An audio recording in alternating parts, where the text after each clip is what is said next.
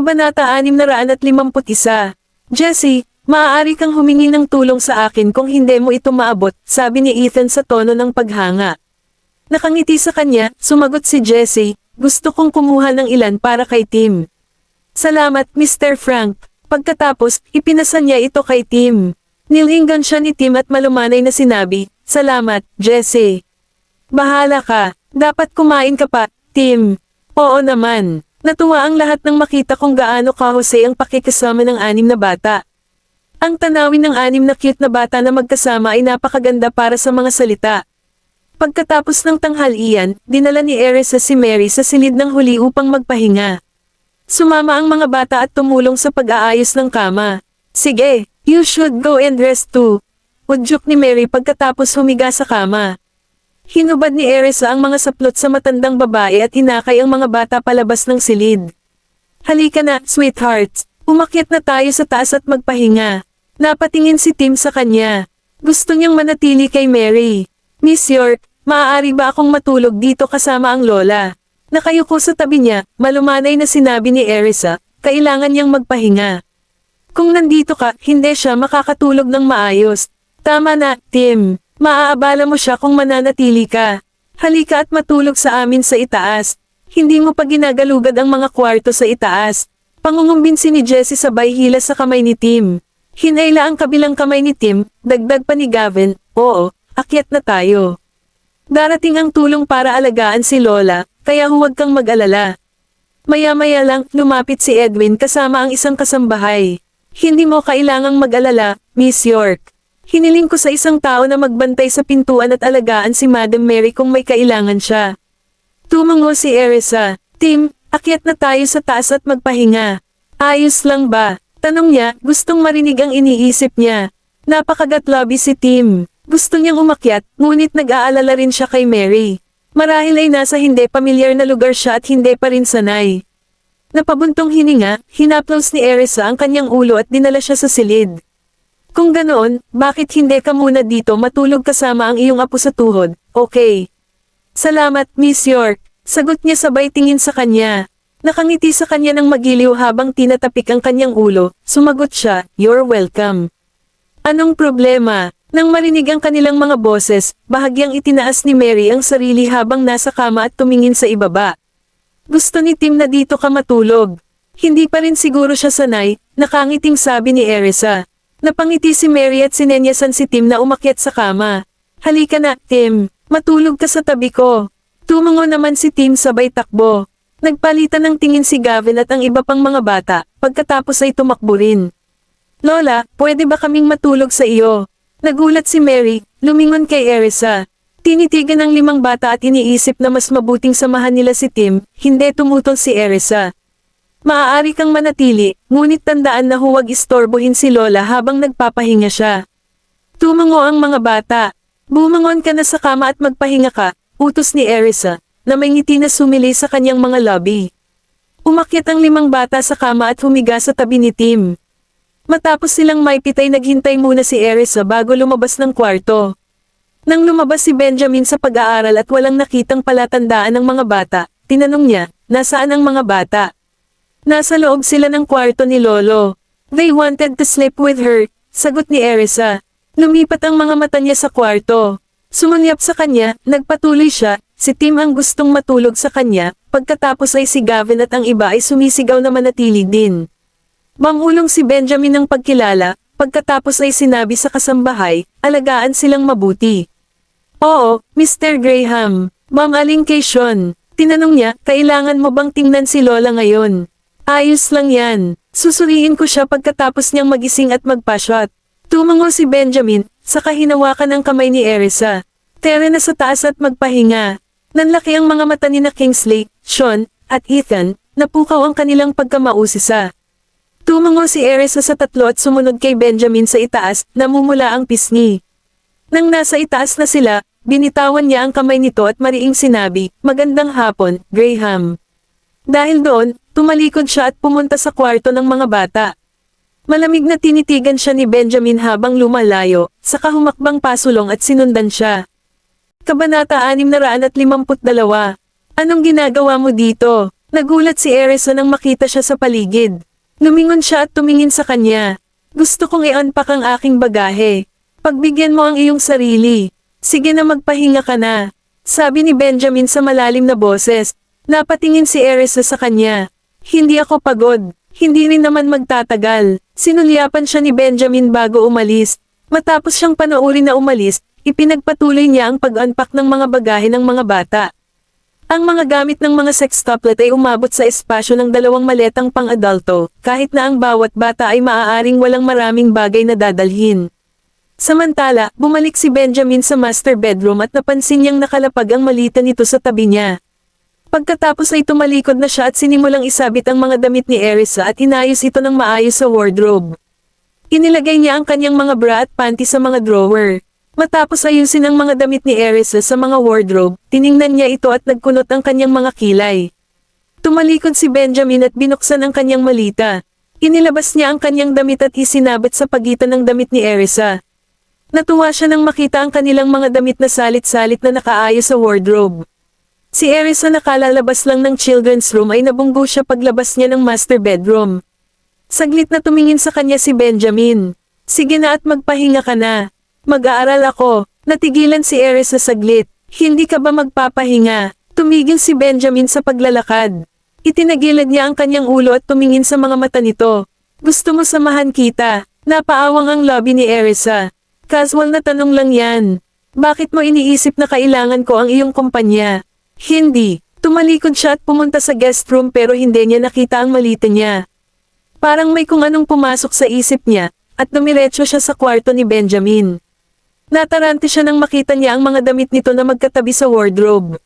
Sumulat ang awkward na sa buong mukha niya nang buksan niya ang mga drawer at makita ang lahat ng kanyang undergarments at sanitary pads. Sino ang gumawa nito? Edwin. O si Benjamin? Pakiusap huwag mong sabihing Benjamin iyon. Nanatiling break red ang mga pisngi niya saglit. Bakit ka nakatayo dyan? Hindi ba dapat matulog ka na? Nagulat si Erisa sa malalim na boses na lumabas sa kanyang likuran. Mabilis niyang pinapasok ang drawer at pinandilatan ang lalaki. Hindi ko ginawa ito. Tinitigan siya ni Benjamin. Alam ko, nanlaki ang mata ni Erisa at pumikit. Alam niya, ang hindi komportable na pagmumukha ng lalaki ay lalong nagdulot sa kanya ng pagkagulat. Ginawa niya, di ba? Napakunot ang noo ni Benjamin nang makitang naguguluhan ang itsura nito. Sumama ang pagkadismaya, at sinabi ni Benjamin sa malalim na boses, tumigil ka na sa pagtayo dyan na parang dummy. Bumaba ka sa akin para suriin ang mga dokumento kung hindi ka inaantok. Tumango si Erisa, inaantok na ako. Pagkatapos ay nagmamadali siyang umalis. Saan ka pupunta? Bumalik ka dito at matulog. Utos ni Benjamin. Sinaman siya ng tingin ni Erisa. Sigurado ka? Lumapit si Benjamin, pinilit siyang umatras ng ilang hakbang. Sa huli ay natapilok siya at nahulog sa kama. Samaan daw si Benjamin at kinulong siya ng kanyang mga braso. Nagsimulang bumilis ang tibok ng puso ni Erisa. Tumingin ang lalaki sa kanyang mga mata at sinabi sa makapangyarihang boses, kakatanggap pa lang namin kay Tim pabalik sa aming pamilya.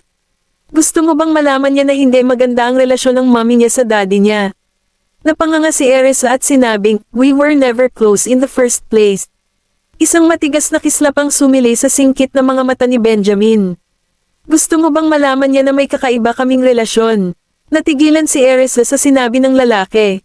Anong hindi pangkaraniwang relasyon? Boss ko siya, at nagtatrabaho ako para sa kanya. Iyon lang. Ngunit hindi na siya naglakas loob na tanungin siya nang makita ang matalim, nakakatakot na titig sa mga mata nito. Ano ang dapat nating gawin kung gayon? Diretsyong tanong nito sa kanya. Tinaas ni Benjamin ang kanyang noo. Mula ngayon, dito ka na matulog sa kwarto. Nilunok ni Erisa ang likidong nakabara sa kanyang lalamunan at tumikim. Gusto mong magpanggap akong asawa mo, Mr. Graham. Kabanata 653. Mariin na tinitigan ni Erisa si Benjamin. Alam ng lahat ang relasyon namin. Sigurado akong alam ng mga baby natin kung ano ang nangyayari sa pagitan natin. Bakit kailangan nating magpanggap na mag-asawa? Si tatay ay labis na nag-aalala tungkol sa aming relasyon. Kung gusto mong makasama ang mga bata, dapat kang makipagtulungan sa akin at magpanggap na girlfriend ko. Paalala ni Benjamin, kasintahan, hindi asawa. Isang bakas ng pagkabigo ang sumilay sa mga mata ni Amelia, ngunit hindi nagtagal ay hinayla niya ang sarili. Saglit na umikot ang kanyang mga mata mula kaliwa pa kanan, at tumango siya. Sige, is he trying to get closer to me since parang mas maganda ang impression niya sa akin ngayon? Kung ganoon nga, bakit ko siya tatanggihan? Kailangan kong samantalahin ang pagkakataon at huwag siyang pakawalan. Nagsimulang kumunat ang noo ni Benjamin nang makita siyang nakangisi ngunit hindi niya alam kung ano ang nasa isip niya. Nang mapansin ni Erisa ang nagbabagang ekspresyon sa kanyang mukha, natigilan sandali si Erisa. Mukhang hindi ka masaya, Mr. Graham. Binigyan siya ng lalaki ng side eye pero hindi niya alam kung ano pa ang sasabihin. Ngunit naniniwala siya na dapat niyang itago. Ilang mga tricks sa kanyang manggas. Huwag mong subukang paglaruan ako. Hindi naintindihan ni Erisa ang isang salitang binitawan niya. Ano bang pinagsasabi niya? Sinundot niya ang dibdib ni Benjamin at ngumuso. Gusto mo akong magpanggap na girlfriend mo, at pumayag ako. Gayunpaman, binibigyan mo ako ng ganitong tingin. Ano bang problema mo? Napakahirap pakiusapan ng lalaking ito. Napagtanto mo ba na ako ang nakakuha ng maikling dulo ng stick? Bulalas ni Erisa. Pinaikit ni Benjamin ang mapupungay niyang mga mata at tinitigan siya. Anong ibig mong sabihin? Babae ako. Paano kung malaman ng buong mundo ang relasyon ko sa'yo? Hindi ko akalaing may lalaking maglalakas loob na pakasalan ako sa hinaharap. Nilaibat ni Erisa ang mga mata sa kanya. Lumakas ang iritasyon sa loob ni Benjamin, at nagdilim ang kanyang ekspresyon. Isang malakas na yungol ang pinakawalan niya. Binigyan siya ni Erisa ng nagtatakang tingin dahil hindi niya maintindihan kung bakit ganoon ang reaksyon niya. Ang paraan ng pagsimangot ni Benjamin sa kanya ay nagdulot ng lamig sa kanyang gulugad. Biglang tumagilid si Benjamin at naglock ng labi sa kanya. Parang sinusubukan ng dominanteng lalaki na sumipsot ng hangin mula sa kanyang bibig. Natigilan si Erisa sa kanyang ginawa. Paulit-ulit niyang tinatapik ang likod nito at pilit na inaalis ang sarili, ngunit walang saysay ang kanyang pagtutol. Tuluyan nang nablangko ang kanyang isip nang mas lalong tumindi ang halik. Kinagat pa siya ni Benjamin sa ibabang lobby. Sinaman niya ng tingin ang lalaking duguan at lumuluha ang mga mata. Baliw ka. Bago pa siya makapagsalita, ipinagpatuloy ni Benjamin ang pagpasok ng kanyang dila sa kanyang bibig na parang pinaparusahan siya. Namamanhid at namamaga ang bibig ni Erisa. Ang mapusok na halik ay naging dahilan ng pag-ikot ng kanyang ulo at muntik na siyang malagutan ng hininga. Tuluyan na siyang binitawan ni Benjamin bago siya maubusan ng hininga. Humihikab pa si Benjamin sa galit. Sinaman niya ito ng tingin at padabog na lumabas ng kwarto. Nakahiga si Erisa sa kama at napabuga ng hangin. Namula ang buong mukha niya. Anong bastardo? How dare he bite me? Hinawakan niya ang ibabang lobby at napagtantong dumudugo ito. Si Erisa ay nagtatalon-talon na galit at nahihiya sa parehong oras. Nabaliw na ba siya? Bakit niya inilabas ang frustration niya sa akin? Naalala niya ang mga sinabi niya kanina at bigla siyang nagulat. Nagalit ba siya dahil may nabanggit ako tungkol sa pagpapakasal sa ibang lalaki? Isang mainit na pakiramdam ang bumalat sa kanyang puso. Baliw na tao. Kumuha siya ng unan at sinuntok ito ng paulit-ulit. Bakit kailangan niya akong kagatin kapag galit siya? Sinumpa siya ni Erisa sa kanyang puso at tuluyang nahulog sa isang malalim na antok. Nang bumalik si Benjamin sa silid at nakita niyang nakayakap ito sa kanyang unan, nagdilim ang kanyang mga mata. Naglakad siya papunta sa kama, umupo sa gilid, at tinakpan siya ng kumot. Tumalikod si Erisa at nagpatuloy sa pagtulog. Inilapat ni Benjamin ang kanyang mga daliri sa kanyang ibabang lobby at napansing na sugatan ito. Hindi niya maiwasang magsalubong ng kilay. Hinayaan ko na ang mga emosyon ko ang hawakan ako. Hindi niya napigilan ang sarili nang sabihin nitong gusto niyang makakuha ng ibang lalaki para maging asawa niya. Lumabas si Benjamin para kunin ang first aid kit. Pagkatapos ay nilinis niya ang ibabang lobby at nilagyan ng ointment ang sugat. Nang matapos siya, lumabas siya ng kwarto dala ang first aid kit. Habang naglalakad siya sa silid ng panauhin, tinanong ni Benjamin ang kasambahay, tulog na ba sila? Oo, Mr. Graham. Tumango si Benjamin at tinungo ang kanyang study. Kabanata 654. Halos gabi na nang magkamalay si Erisa. Ano ang nangyayari? Matagal siyang nahiga sa kama bago niya inirehistro ang kanyang paligid. Inabot ni Erisa ang phone niya para tingnan ang oras. Nanlaki ang mata niya sa gulat nang makitang halos 6:00 na ng gabi. Ganon ba ako katagal nakatulog? 4 na oras na siyang nakatulog dahil nakatulog siya sa 1 oras. Mabilis na bumangon si Erisa, nag-freshen up, at nagpalit ng bagong set ng damit bago bumaba. Dumiretso siya sa kwarto ni Mary. Gayunpaman, si Mary at ang mga bata ay wala sa silid. Wala din sila sa sala, nasaan sila? Miss York, gising ka na. Masiglang bati ni Edwin nang makita siya. Napangiti si Erisa nang makitang si Edwin iyon. Edwin, nasaan si Lolo at ang mga bata? Umalis na kaya sila? Inilabas ni Gavin si Madam Mary at ang iba pa para mamasyal sa hardin. Nakangiting sagot ni Edwin. Tumango si Erisa. Pupuntahan ko sila, Miss York. Halos oras na ng hapunan. Maaari mo bang kunin si Mr. Graham? Tumalikod si Edwin at umalis para kunin si Mary at ang mga bata. Medyo nahiya si Erisa dahil kumain at matulog lang ang ginawa niya noong araw na iyon. Itinoon niya ang kanyang tingin sa pag-aaral at nagpa siya na huwag tawagan si Benjamin para sa hapunan habang inaalala ang ginawa nito bago siya nakatulog. Tumalikod si Erisa at sinundan si Edwin palabas ng pinto. Nakita niya si Mary at ang 6 na bata sa tabi ng lawa, na napapalibutan ng maraming kasambahay at bodyguard. Hindi nakakagulat na walang isang kaluluwa sa bahay. Ngumiti si Erisa at naglakad palayo. Mommy, gising na si Mommy. Napahiyaw sa sarap sina Oliver at Jessie nang makita si Erisa. Kasabay nito, ang mga bata, kasama si Tim, ay sumugod sa kanya. Mommy, Miss York, hoy, sinalubong sila ni Erisa ng isang magiliw na ngiti. Hinailan niya sina Gavin, Zachary, Oliver, Jasper, at Jessie sa kanyang mga bisig habang nakatayo si Tim at nahihiyang nanunood. Halika dito, sweetheart. Nakangiting kinawayan siya ni Erisa. Tinitigan siya ni Tim bago tumango. Niyakap silang 6 ni Erisa na kontento. Sweethearts, kailan ka bumangon? Mommy, nagising tayo mga 3:00. Napangiti si Jessie. Sobrang tulog ni Mommy. Awkward nang umiti si Erisa. Tiningnan niya ang mga bata at napansin niyang basang-basa ang lahat sa pawis. Mommy, tamad kang baboy para matulog ng ganoon katagal. Pang-aasar ni Jasper. Pinisil ni Erisa ang ilong niya. Kung tamad akong baboy, ano ka? Tamad siyang bik. Napangiti si Oliver. Kung ako ay isang tamad na bik, ikaw ay isang tamad na bik din. Umirap si Jasper at tumalikod. Nagtawanan ng mga housekeeper at bodyguard habang nanunood. Pinapanood din sila Edwin at Mary na nakikipag-usap na may ngiti sa kanilang mga lobby. Mommy, bakit ang tagal mo natulog? May sakit ka ba? Ipinatong ni Zachary ang palad sa noo ni Erisa na nag-aalala. Hinailan ni Erisa ang kanyang kamay na nakaramdam ng kasiyahan. Ayos lang ako. Nakatulog ako ng mahimbing dahil sobrang komportable. Kumurap-kurap si Tim habang pinagmamasdan si Erisa para masiguradong okay lang siya. Mommy, hindi ka ba nakatulog ng maayos nitong mga nakaraang araw? Nataman si Gavin sa ulo. Ngumiti si Erisa at hinimas ang kanilang mga ulo. Anong laro ang nilalaro mo? Nisama namin ang Lola at Tim sa paglalakad sa hardin. Tumawa si Jasper. Tumango si Erisa. Tapos ka na ba? Bumaling siya para tingnan si Mary at gamaan ang pakiramdam niya nang makita siyang masigla. Hindi. Ngumiti si Gavin. May paraan pa sila. Pagkatapos ay magpatuloy tayo pagkatapos ng hapunan. Lumapit si Erisa sa gilid ni Mary, tumingkayad sa kanyang wheelchair, at magiliw na ipinatong ang isang kamay sa kanyang tuhod. Lola, kumusta ang iyong pagtulog? Tumango si Mary. Okay lang. Napangiti siya. Nakita na lang niya ang kutsan na medyo malambot para sa kanyang gusto. Kabanata 655. Pinagmasdan ni Erisa ang kanyang mukha habang nagtatanong, kamusta ang kutsan?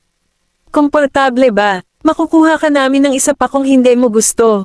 May matigas ba tayong kutsan dito? Sobrang lambot, awkward na sabi ni Mary. Ngumiti si Erisa at tumango.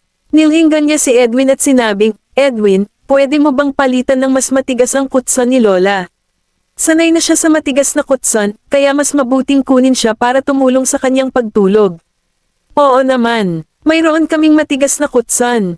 Pagkatapos ay inutusan ni Edwin ang mga kasambahay na palitan ang kutsan ni Mary. Masyado bang gulo? Paumanhin na tanong ni Mary.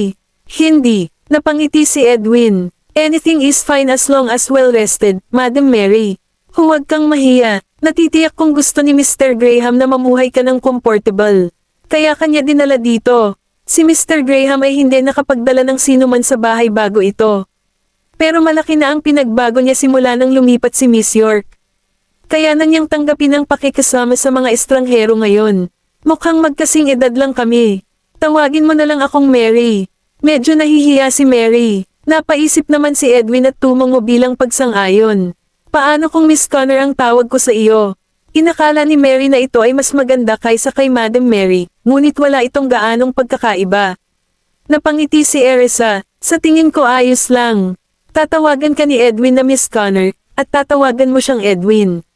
Ang ganda, ngumiti sina Mary at Edwin. Nagpasya silang magre-refer sa isa't isa sa ganoong paraan mula rito. Lola, kumain na tayo ng hapunan. Tumayo si Erisa at hinayla si Mary papasok ng bahay. Sweethearts, tara na. Maaari tayong mamasyal muli pagkatapos ng hapunan. Okay, matamis na sagot ng mga bata habang nakasunod sila sa likuran. Hindi mapigilan ni Erisa ang mapangiti habang nakatingin sa kanila. Tim, gusto mo ba dito? Napatingin si Tim kay Erisa at tumango. Napakalaki ng lugar na ito. Napangiti si Erisa. Ito ay, medyo nahirapan akong masanay sa lugar na ito noong una akong dumating. Naligaw pa ako sa daan. Kailan ka nawala, Mommy? Tanong ni Gavin out of curiosity. Awkward na tumawa si Erisa. Noong una akong dumating, naligaw ako sa garden. Markang paywa, ngumiti si Gavin. Makakahanap ka na ba ng daan ngayon, Mommy? Hindi, wala siyang sense of direction. Humadjijik si Zachary at sinabi sa kanya ang sikreto ni Erisa. Namula si Erisa sa sinabi niya. Naligaw ako dahil hindi ako pamilyar sa lugar. Sinubukan niyang iligtas ang kanyang dignidad. Nagtawanan sina Edwin at Mary nang makita nilang nakakatuwa ang kanilang pag-uusap. Miss York, hindi rin ako masyadong marunong maghanap ng direksyon ko sa hindi pamilyar na lugar. Magiging maayos ka kapag nasanay ka na sa lugar na ito. Aliw ni Tim, napatitig si Erisa sa malungkot niyang ekspresyon at tumango. Oo, sweetheart, nakatulog ka ba ng maayos? Tumango si Tim. Mommy, mas maagang nagising si Tim kaysa sa ating lahat. Natulog siyang parang bata. Iniulat ni Oliver. Gaman ang pakiramdam ni Erisa sa kanyang sinabi. Tim, tahanan mo ang tahanan namin. Please make yourself at ease, paniniguro niya. Tumango si Tim. Okay, nakangiting sagot ni Erisa at matamis na sinabi, mga mahal, kuhain mo na si Daddy para sa hapunan. Ngumiti si Edwin at tumingin sa kanya. Si Miss York ay labis na nagmamalasakit kay Mr. Graham. Mommy, bilisan mo din. Paalala ni Gavin bago siya sumama sa kanyang mga kapatid para tawagan si Benjamin. Okay, dahan-dahan. Bantayan mo ang iyong hakbang. Udyok ni Erisa nang makita ang mga bata na tumatakbo papasok sa bahay. Nanatili siyang nakatitig sa mga bata, nag-aalalang baka madapa sila at mahulog. Nagtakbuhan ang mga bata sa pag-aaral ni Benjamin kasama si Gavin sa unahan. Huminto siya sa pintuan ng magkatabi sina Tim, Zachary, Oliver, Jasper, at Jessie sa likuran niya.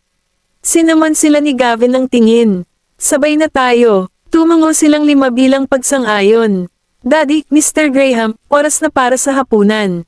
Sabay-sabay na sigaw nilang 6.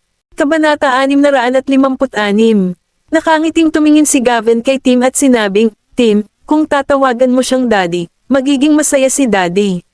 Kumunat ang noo ni Zachary at tumutol, hindi. Hindi mo siya matatawag na Daddy. Ang iba pang mga bata ay tumingin sa kanya na may pagtataka. Nagningning ang mga mata ni Zachary habang sinabi kay Tim, Tim, kailangan mo munang tawagan si Mommy.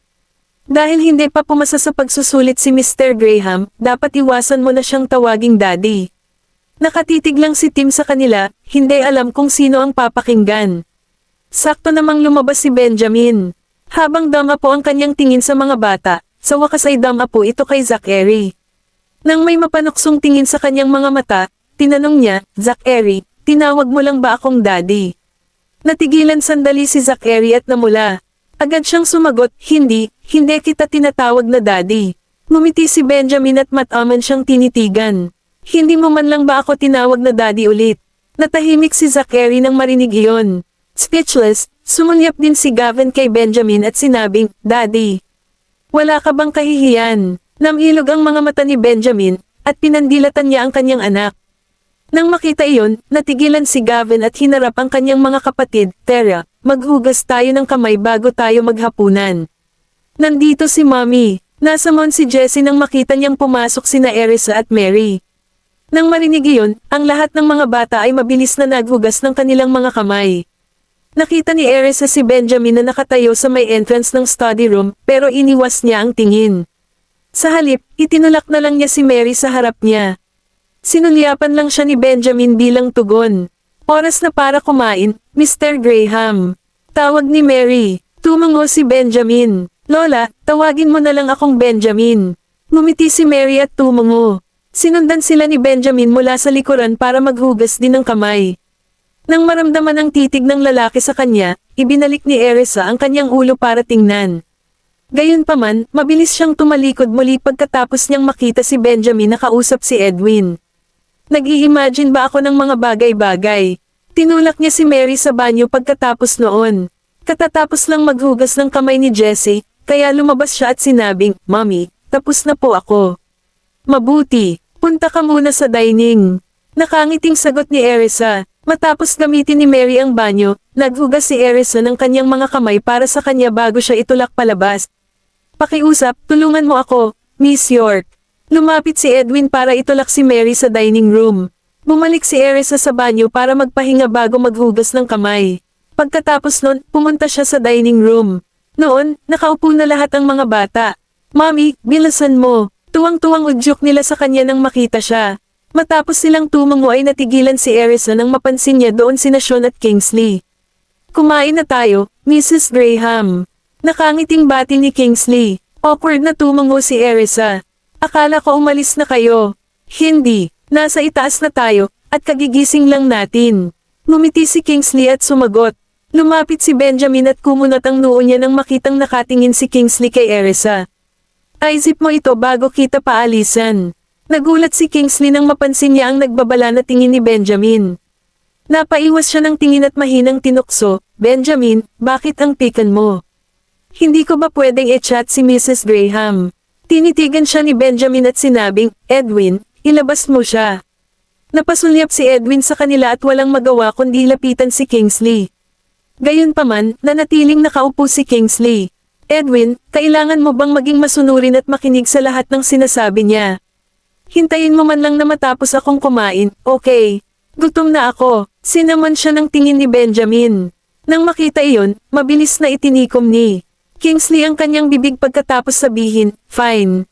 Tikom ang bibig ko. Naaliw si Erisa sa kanilang pakikisalamuha. "Kain na tayo." Gutom na ang mga bata, mahinang tanong niya kay Benjamin. May kung anong kumislap sa mga mata ni Benjamin habang nakatingin ito sa kanya. "Kain na tayo." Ngumiti si Erisa at sinabi sa lahat, "Hukayin mo lahat." Kumuha siya ng pagkain para kay Mary at sa mga bata bago siya nagsimulang kumain. Sa sandaling dumampi ang mainit na pagkain sa gilid ng kanyang lobby, napabuntong hininga siya sa sakit. Naningkit ang mga mata ni Benjamin, at saglit niyang tinitigan ang gilid ng lobby nito. Narinig ito ni Jessie na nakaupo sa tabi ni Erisa. Pagkatapos ay iniling niya ang kanyang ulo at nagtanong, "Mommy, ano ang problema?" Kabanata 657.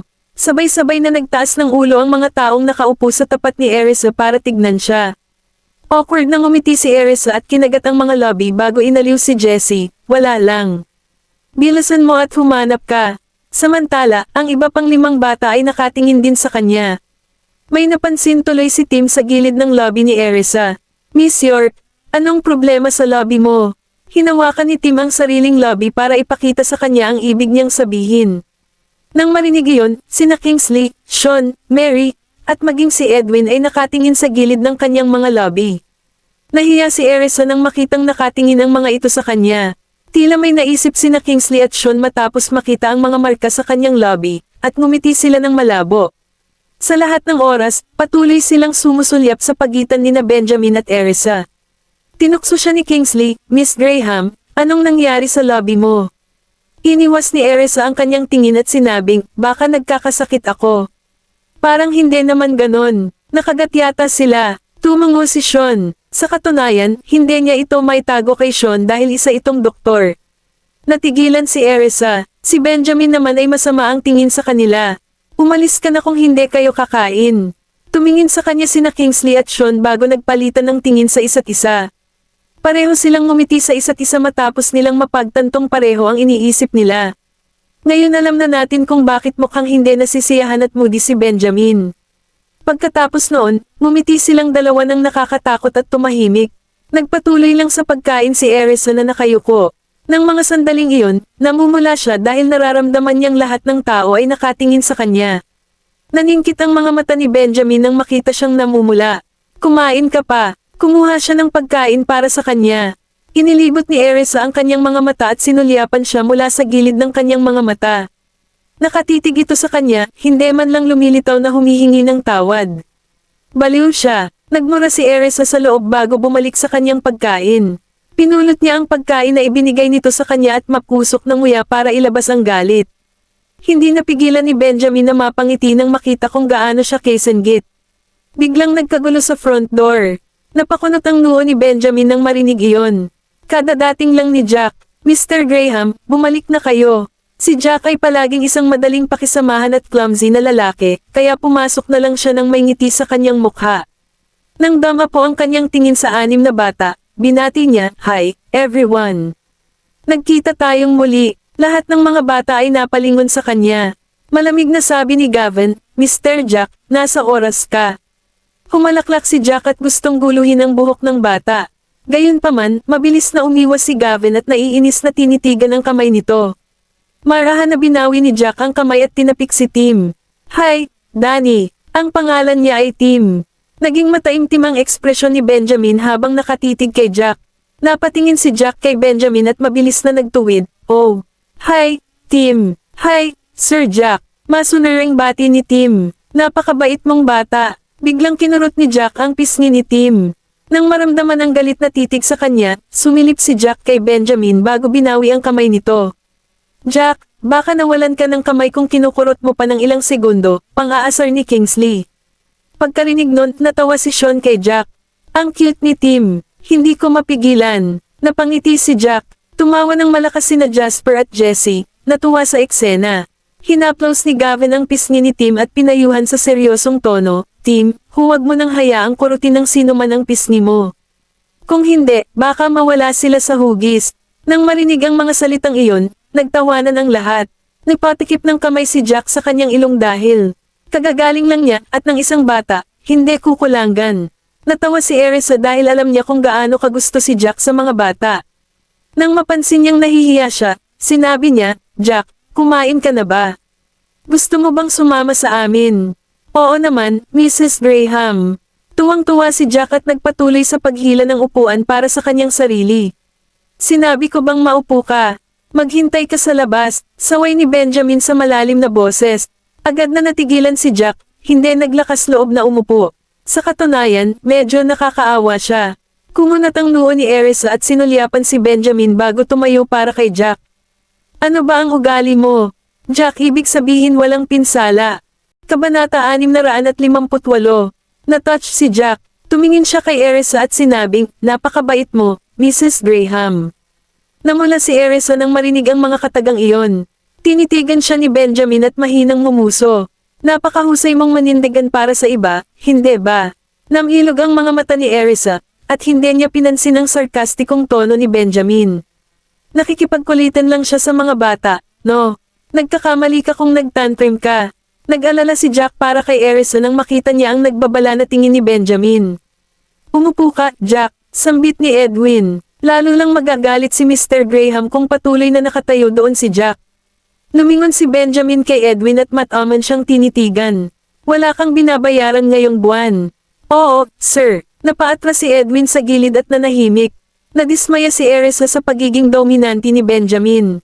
Bagamat alam ng karamihan sa mga tao doon ang ugali ni Benjamin, hindi alam ni na Mary at Tim. Kaya naman nabahala sila nang makita nilang nagbubulungan si Benjamin. Agad na naging awkward ang mood sa dining room.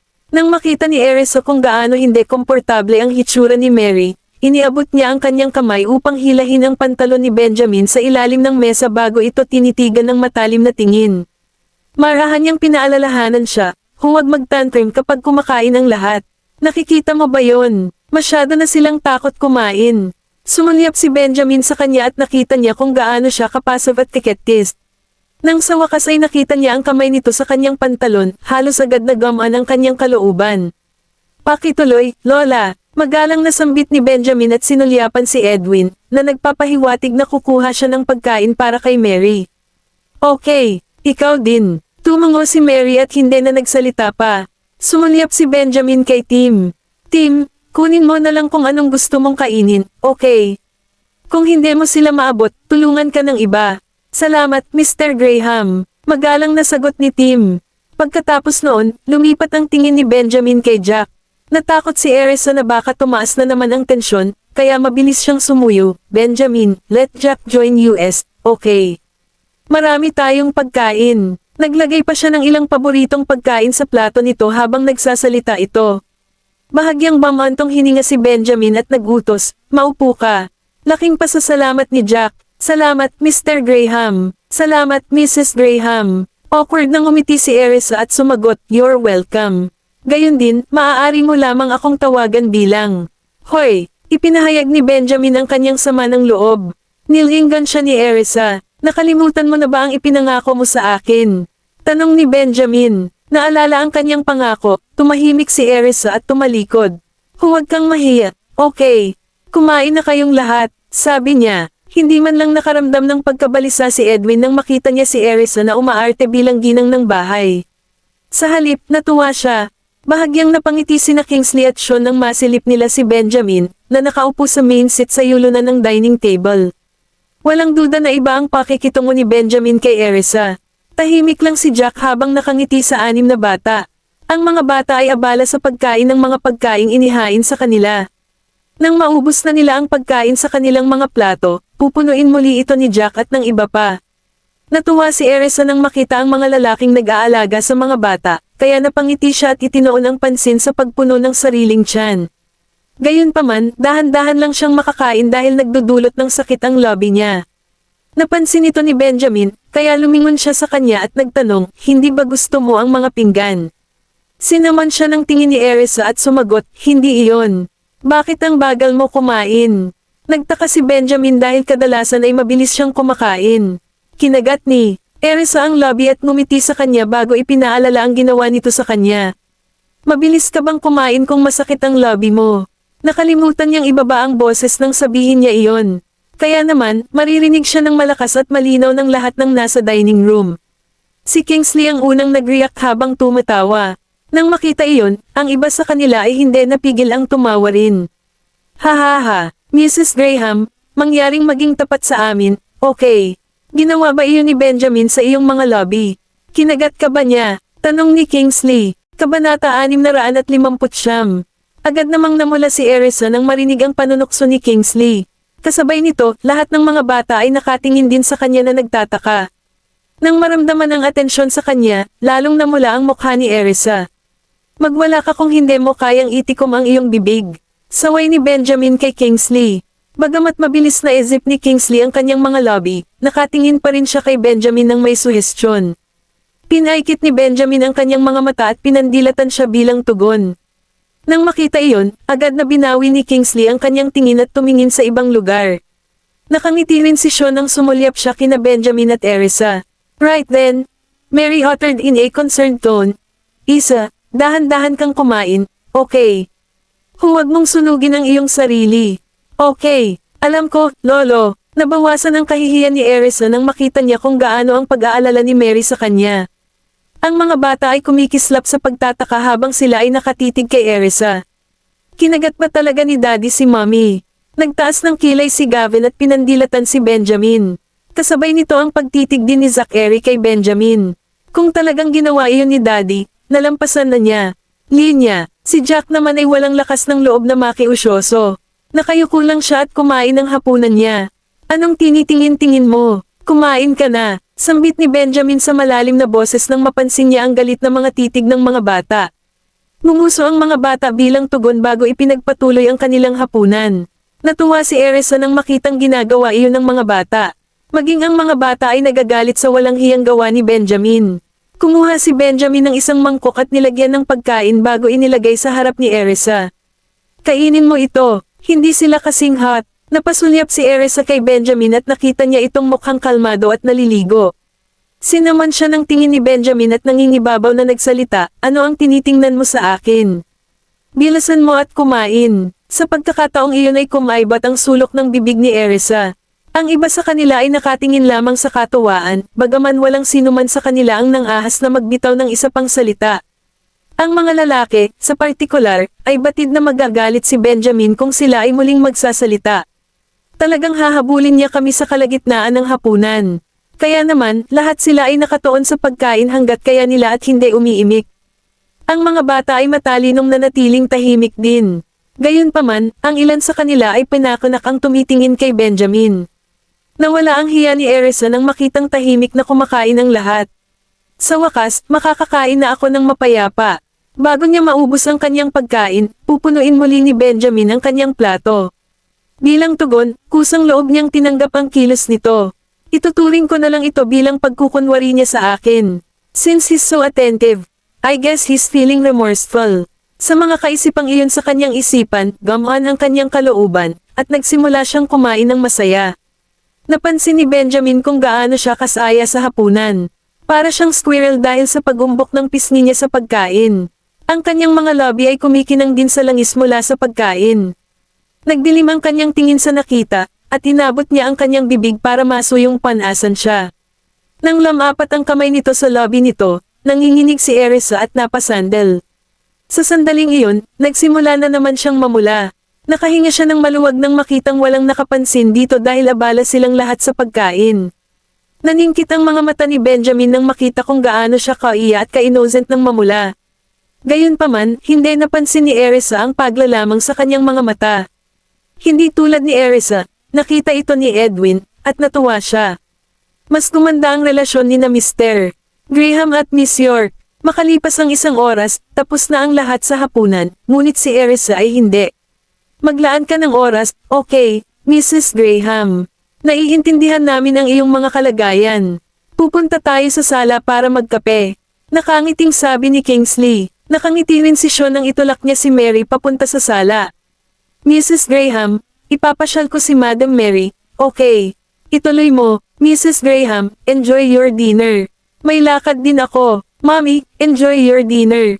Makikasama tayo kay Lola. Bigkas ng mga bata bago sumunod kay Kingsley sa sala.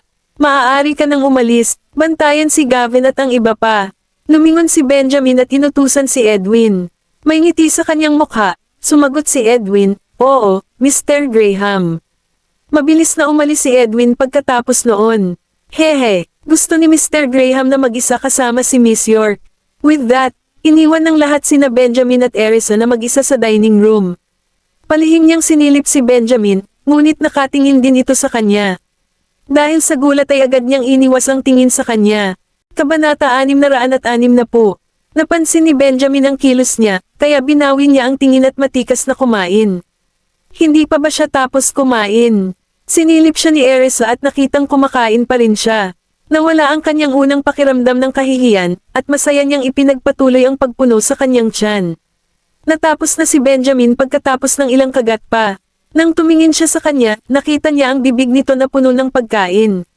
Bakit ang cute niya tingnan kapag kumakain? Naramdaman ni Erisa ang matinding titig nito kaya lumingon ito para sumulyap sa kanya.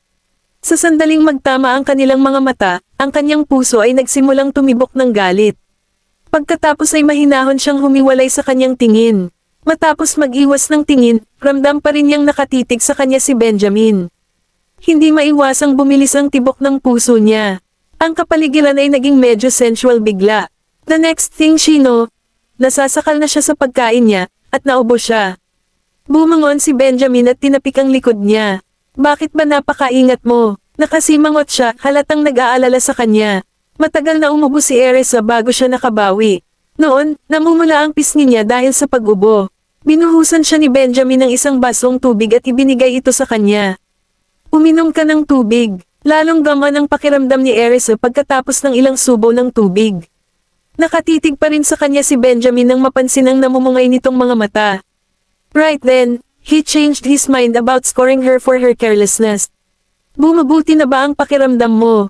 Tumango si Erisa. Oo, mas maganda. Mag-ingat ka kapag kumakain ka. Paalala ni Benjamin bago umupo. Sinulyapan lang siya ni Erisa bilang tugon. Hindi ba't kasalanan niya ang lahat? Nakakadistract ang titig niya. Nang mapansin niyang nakatitig pa rin ito sa kanya, tinanong niya ito, tapos ka na bang kumain? Oo. Kinuha ni Benjamin ang kanyang tinidor at inihain sa kanya ang mas maraming pagkain. Ngayon, kumain ka na. Mahinang sagot ni Erisa, kung tapos ka ng kumain, go ahead with your own matters. Hindi mo kailangang manatili dito. Nagningning ang mga mata ni Benjamin, at tinitigan siya ng masama. Nakakadistract ka ba sa presensya ko? Sino sa mundo ang gustong tumitig sa kanila ang mga tao kapag kumakain sila? Saglit na nagulat si Erisa bago siya sumagot, paano mo ako hindi ginagambala kapag patuloy kang nakatitig sa akin? Bumungis-ngis ang labi ni Benjamin.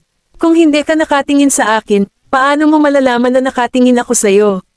Hindi nakaimik, tanging tingin lang niya ang hindi makapaniwala. Manibiro ba ako ni Benjamin? Hindi siya sanay sa kung paano ito lamambot kumpara sa kung gaano siya kalamig at kalayuan noong nakaraan. Pinisil ni Benjamin ang kanyang ulo at itinaas ang kanyang baba.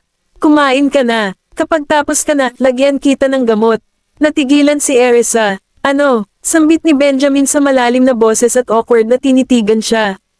Kaya ko itong mag-isa, sagot niya. Gayunpaman, mahinang ngumuso si Benjamin at nanatiling nakaugat sa kanyang upuan. No choice si Erisa kundi ituloy ang pagkain matapos makitang wala siyang balak umalis. Sa sumunod na kalahating oras, sinamahan siya ni Benjamin hanggang sa matapos siya sa hapunan. Nang bumangon si Erisa para linisin ang mesa, hinawakan ni Benjamin ang kamay niya at kinaladkad papunta sa sala. Hindi mo kailangang maglinis, sabi niya. Pakiramdam ni Erisa ay bumilis ang tibok ng kanyang puso nang makita ang matayog na figure niya.